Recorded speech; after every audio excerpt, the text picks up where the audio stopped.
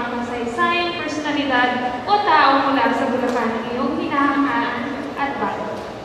Bilang mga Bulakenyo, may mga nakatago tayong kwento sa mga sulok-sulok kung sisipatin natin ito. At sana, sa mga salitang ito, sa mga istorya meron tayo bilang Bulakenyo, sana matuto tayong magbabago at magpasto, katulad ni Francisco Balagtas. Kung mabibigyan ka ng pagkakataon na manguna sa isang kampanya ng turismo para sa Bulacan, anong bahagi ng kasaysayan o kultura ang pagtutuunan mo ng pansin? As we all know, Bulacan is an agricultural province. And today, we are now introducing agri-ecotourism to our province. And through this, we do not only help our local farmers, but we also introduce the rich cultural heritage of Bulacan. Tumingala sa langit na mukha, o magiging na Bulakenyo, ibandila ang gintong pamananang lahi. Ganda, kisig, talino at talento. Yan ang ipinamalas ng 15 kalalakihan at 18 kababaihan mula sa iba't ibang bayan at lungsod ng Bulacan para sa Hari at Reyna ng Singkaban 2024. Nauna nang idinaos ang Talented Formal Wear Competition sa Robinson's Place, Malolos noong ika-1 ng Setyembre, kung saan ipinamalas ng bawat kalahok ang kanilang natatanging husay at galing.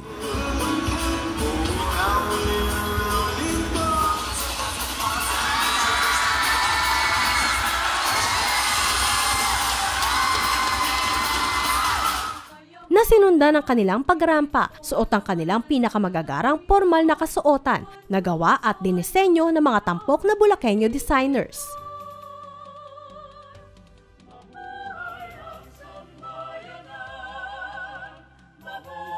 Idinaos naman ang pre-pageant competition noong ika-7 ng Setyembre sa Balagtas Hall, Hiyas ng Bulacan Convention Center, kung saan sila mas kinilala at mas kinilatis ng mga piling horado. At noong ika-13 ng Setyembre, sa gabi ng ningning at kagandahan, ginanap ang Grand Coronation Night ng Hari at Reyna ng Singkaban Festival 2024. Naging mas makinang ang gabi dahil sa mga natatanging tagapagdaloy ng programa, ang award-winning kapamilya host Ginoong Robbie Domingo at ang kapuso millennial It Girl, Binibining Gabby Garcia. Ang mga nagsipagwagi ng special awards at titulo ay pinili ng mga horado kung saan kabilang si Miss Universe 1969, Miss Gloria Diaz. Happy Singkaban Festival sa ating mga Bulakenyo. At natutuwa kami na ang gabing ito ay punong-puno ng excitement at napakaganda ng ating mga kandidata at mga kandidato. Alam naman natin na ang Bulacan, ang lalawigan kung saan nagmumula ang mga magaganda at guwapo sa buong Pilipinas. Naniniwala ako, world class ang ating mga kababayan, mga Bulakenyo. San Miguel, yungib ng kasarilan, BRT mayamang kalikasan, San Jose del Monte, hagdanan ng kahiwagan. Mabuhay ang sambayanan, mabuhay ang Bulacan.